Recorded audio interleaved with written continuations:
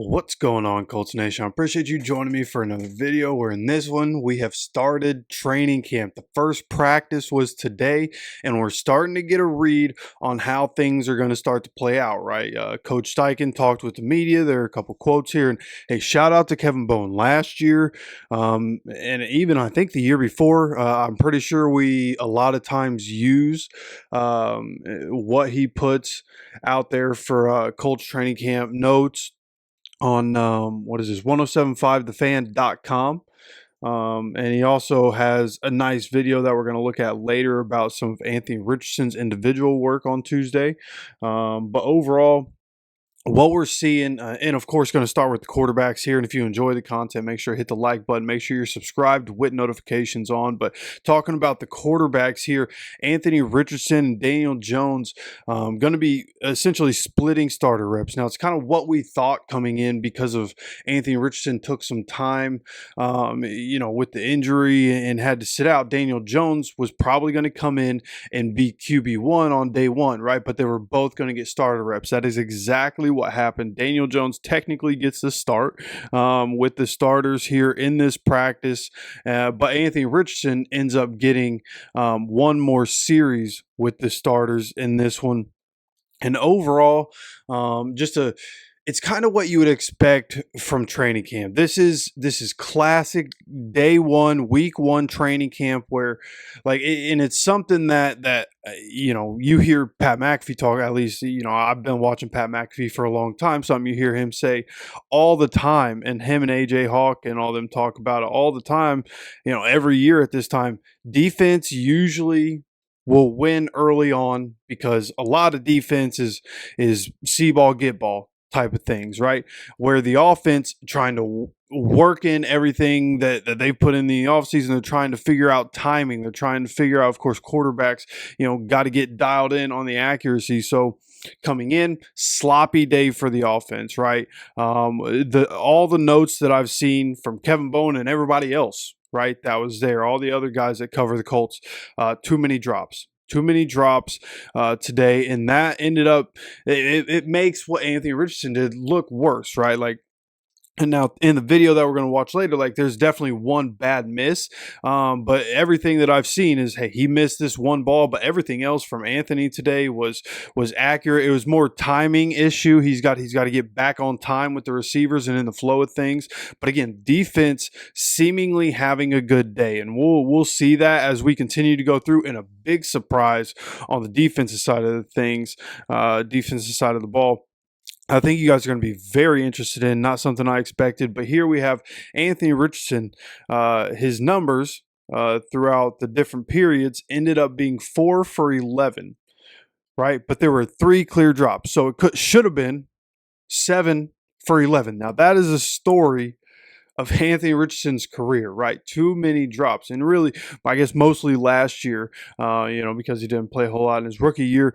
But last year, right, that was a story. Some of those games was, if we don't drop the ball as much as we dropped the ball in this game, then it's a whole different game. His completion percentage is different. He obviously has more yards with the drops.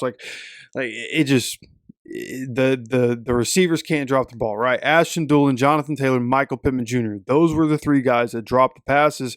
And again, this is too common of a theme. Day one of training camp, too many drops being one of the storylines can't happen, bro. We've talked so much about the depth at wide receiver, and I do believe that these guys are incredibly talented, but you can't drop the ball.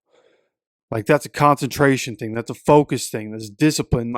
What are you doing that you're an NFL receiver and you're dropping the ball in practice, bro? You can't have it. You can't have it, right?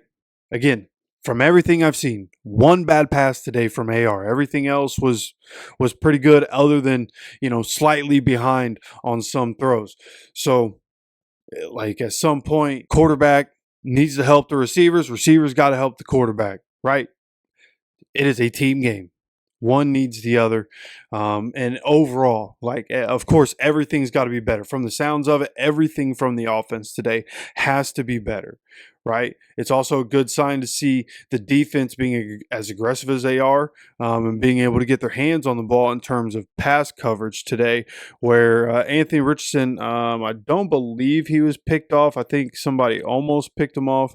I think it was actually Austin Ajak. I'm pretty sure that note will come across soon enough. But the 4 completions in this one for Anthony Richardson went 2 of them to Michael Pittman Jr., 1 to Anthony Gould, and 1 to Alec Pierce. Anthony Gould, a name that comes up when you talk about Daniel Jones as well. Daniel Jones ends up 6 of 8. He has 2 rotations, only 1 rotation with the starters, 2 rotations with the second team, goes 6 for 8. He was 1 of 3 with the starters. So overall ends up being 5 for 5 when he was with the second team. And he ended up actually having the highlight of the day where he had an over-the-shoulder throw to Anthony Gould down the field for 30-plus yards.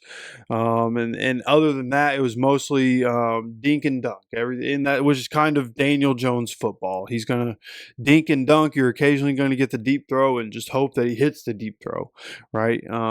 So, which I guess in Shane Steichen's offense, kind of how it is anyways, and kind of how it's designed to attack different parts of the field, but definitely with a bit of a West Coast feel in the sense that they play to the sidelines and they use the entire field type of thing. That kind of, in a way, fits Daniel Jones, which is what we talked about when we picked up Daniel Jones. Like, it kind of makes sense.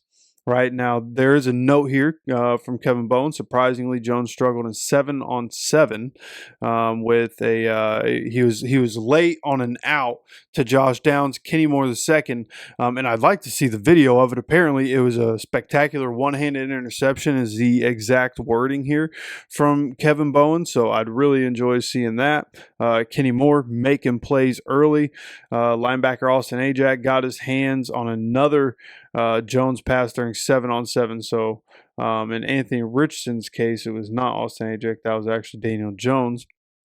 And he actually, his 6 passes completed to 6 different people: Alec Pierce, A.D. Mitchell, Anthony Gould, Ashton Doolin, Salvin Ahmad, and Drew Ogletree. So Anthony Gould on the second team, and I feel like last year he was making noise on the second team as well. So somebody who, coming into training camp, even on day 1 on a sloppy day, clear he's going to be on the roster guy. Anthony Gould making plays on the second team, and of course being our main returner. Him and Josh Downs, of course, but with Josh Downs being a starter, you let Anthony Gould take that over because he's pretty special at that as well. Now, we've talked about the offense, we talked about the quarterbacks. Let's talk about the defense. Something that you guys are going to be very interested to hear is that the starters at corner are not who we thought they were going to be, right? Charvarius Ward comes in. We knew that was going to happen. Kenny Moore comes in. We knew that was going to happen. Jalen Jones seemed like the most common sense fit with his development going into year 3, going to be cornerback 2 instead of cornerback 1 now. It made sense. My friends, rookie Justin Wally, 3rd round pick out of Minnesota. Justin Wally was starting on the other side of Charvarius Ward. He is technically a starter coming in as the cornerback 3, but Shane Steichen coming out and saying he's a pretty damn good player. And Shane Steichen already raved about him after minicamp practices. So overall, I'm just really, really excited to really get my eyes on Justin Wally, especially in this system, a really aggressive system. When he got drafted and I started looking into him, that was one of the things that excited me, was looking at the system he's coming into, right? Lou Anarumo, what Lou Anarumo does, right? And how it fits Justin Wally, like what Justin Wally does. You want to put him in a situation where he can be aggressive on defense, where he can get his hands on guys and where he can stick in their back pocket. And he's going to apparently have the opportunity to do that. For sure thought it was going to be Jalen Jones, but with Justin Wally stepping up in that way and then being confident day 1 of training camp, putting him, like after just minicamp practices, they're putting Justin Wally in as that starter on the opposite side of Charvarius Ward.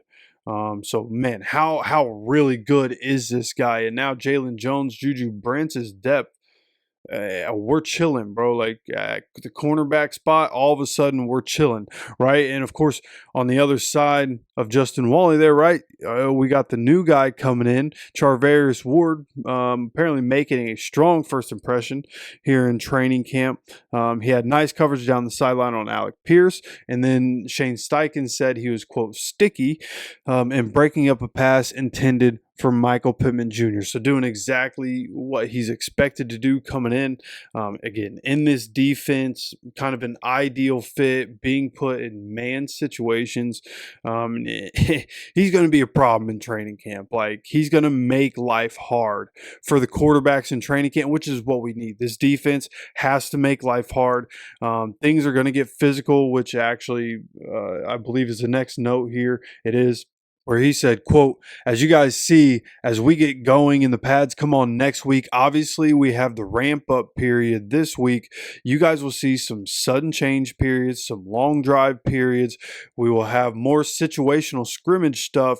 I like the approach.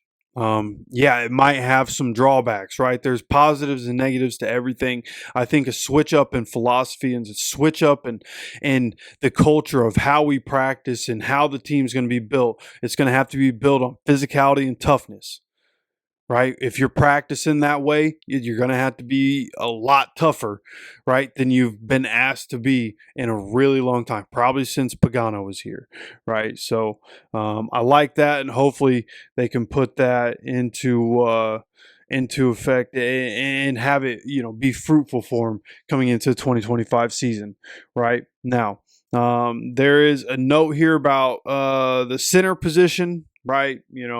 A true 1-versus-1 battle for center. In mini camps, Bortolini and Pinter were splitting the reps. But here on day one, Tanner Bortolini ends up getting the first look with the starters. The expectation is that in the next practice tomorrow, that it would probably be Danny Pinter that gets to practice with the starters, but we'll see how that goes. Right now, the starting offense was Daniel Jones, Jonathan Taylor, Michael Pittman Jr., Alec Pierce, Josh Downs, Tyler Warren, Bernard Raymond, Quentin Nelson, Danny Pinter, Matt Savez at right guard, and Braden Smith. And then on the defense, Liatu Latu, Grover Stewart, DeForest Buckner, Kwity Paye, Cameron McGrone. There were notes that I believe I missed at some point about that. The linebacker position, Zaire Franklin not starting training camp. So Cameron McGrone and Joe Bachie is out here making plays. I don't know if anybody's ever heard that name. I did not hear that name. We put out a linebacker video a couple days ago. At like the very end, I mentioned, oh yeah, there's this guy on the depth chart that I've never heard of. I don't know if he'll be involved. I don't know anything about him. Joe Bachie was apparently making plays, and he's making the most out of Zaire Franklin not being at practice. Apparently Cameron McGrone is too. So those two being able to get in, but Cameron McGrone gets the start.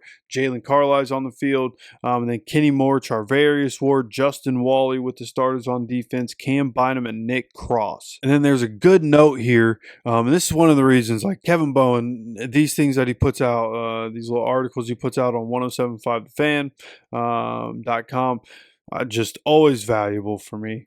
So really appreciate the information and the work that he does. I live here in Florida, so I can't get my eyes on it. I rely on the information that these different guys covering the Colts put out.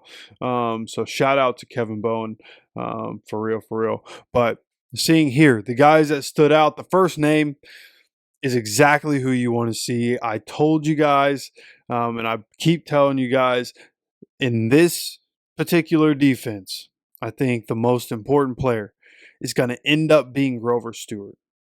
With the role that he's going to have to play, the effect that he's going to have on the game in this particular defense, I think Grover Stewart is the most important guy on defense. Guys that stood out in practice, and again, this is not padded practice, so especially on the defensive line, I don't know how much you're really standing out, right? But nonetheless, Grover Stewart stands out. Justin Wally Tyler Goodson, which is an interesting note there in the running back competition. The guy seemingly at the bottom standing out is very interesting. And then linebacker Joe Bacci is a guy that stood out. So the following players did not practice on Wednesday. Zaire Franklin, the only one, which is it's a nice change up from last year. Last year we had injuries coming into training camp and then injuries at the beginning of training camp. Right now we're just missing Zaire Franklin. Not sure what the timetable is on him coming back, but he was not at practice Wednesday. The Colts do practice Thursday, Friday, and Saturday before they get a break not practicing. So got some more practice. I'm going to get information to you guys as soon as I possibly can about these practices. Just please remember, through this process, I do have a day job. So I'm going to get you guys information as soon as I possibly can.